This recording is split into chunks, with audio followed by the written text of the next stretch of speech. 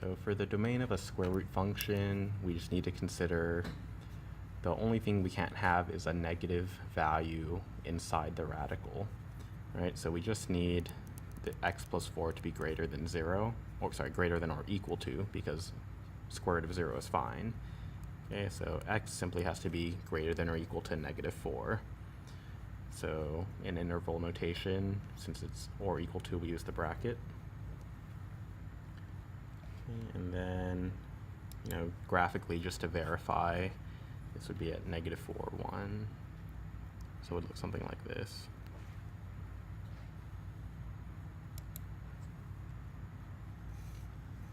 Okay, domain of this.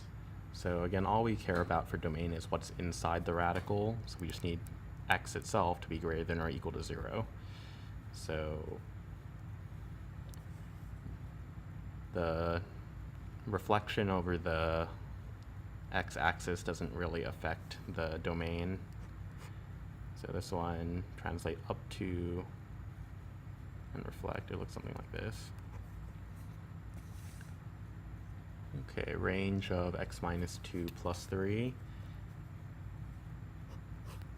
So remember the initial value is h comma k, so 2 comma 3 in this case. And then it would increase slowly up from there.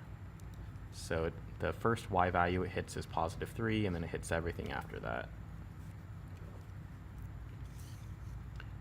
Okay, what's the range of negative radical x minus 5? So remember, this is like x minus 0, so the initial point's at 0, negative 5. And then the negative a value means that it goes downward. So it'll go down forever, and it'll go up to the initial value's y value, which is negative 5.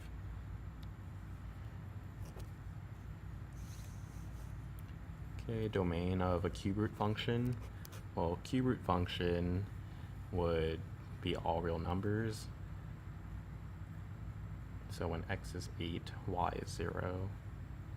So it looks something like this.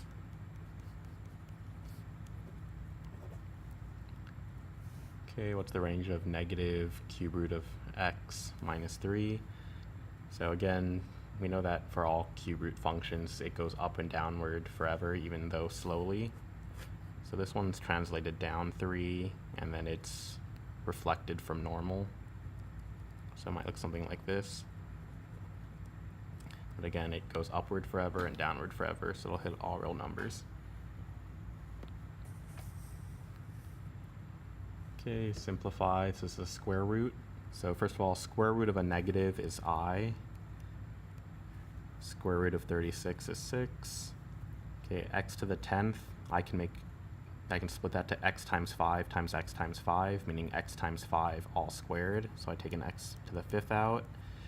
Y to the 5th, I can do y squared times y squared times 1 left over y. Okay. So that should be b. Simplify 2 times the cube root of negative 54. Okay, well, so 54, let's see, well, that's 2 times 27, which is 3 times 9, which is 3 times 3. So 54 equals 2 times 3 cubed. Okay, so now the negative sign, well, that's fine because negative 1 cubed is negative 1. So unlike the square root where we create the I for cube root, we just take the negative outside. Okay, so I've already got the 2 on the outside. I take the negative out. From here, I see that I can take a 3 out as well. And then I'm left with this 2 on the inside. So combining this, we get negative 6 cube root of 2.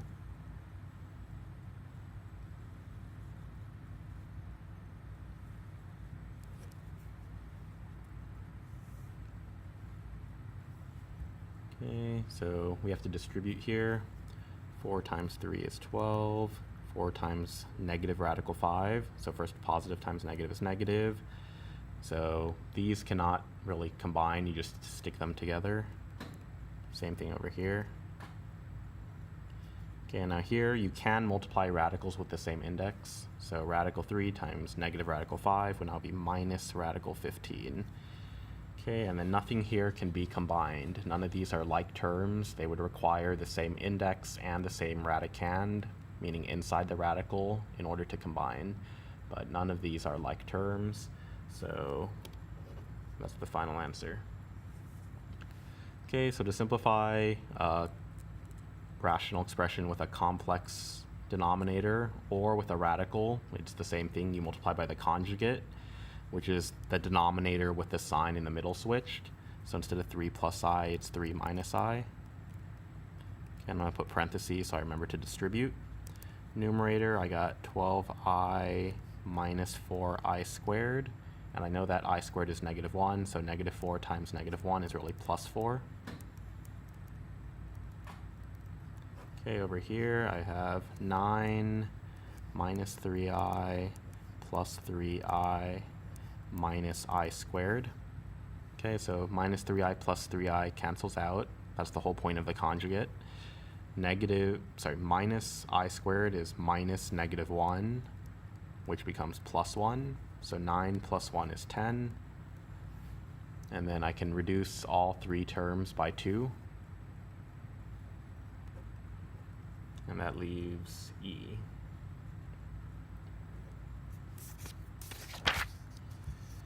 Okay, solve this radical equation. So first I'll add 3 to both sides.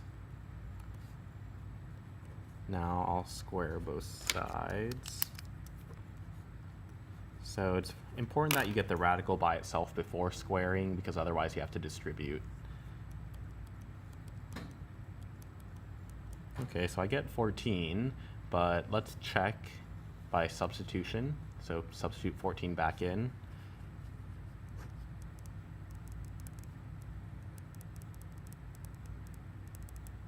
Okay, so 14 plus 2 is radical 16.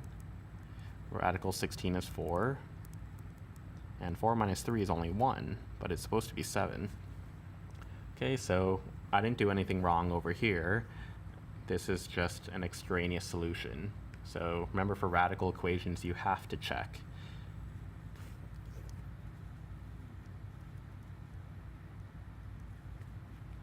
Okay, how about over here? So I'll subtract 3 from both sides, square both sides, add 2 to both sides. And let's see if this one works.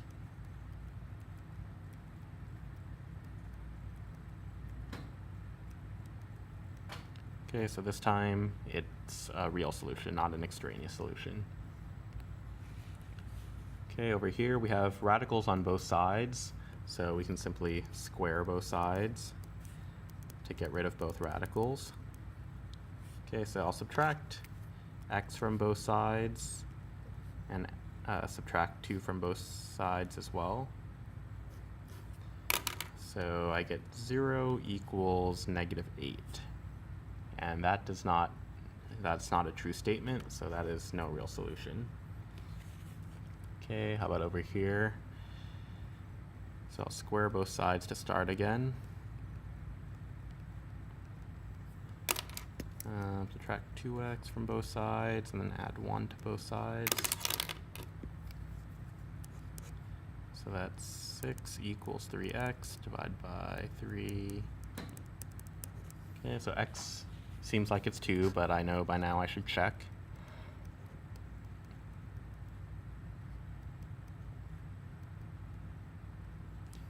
Okay, so over here, 4 plus 5 is 9. Over here, 5 times 2 is 10, minus 1 is 9. So this one does work.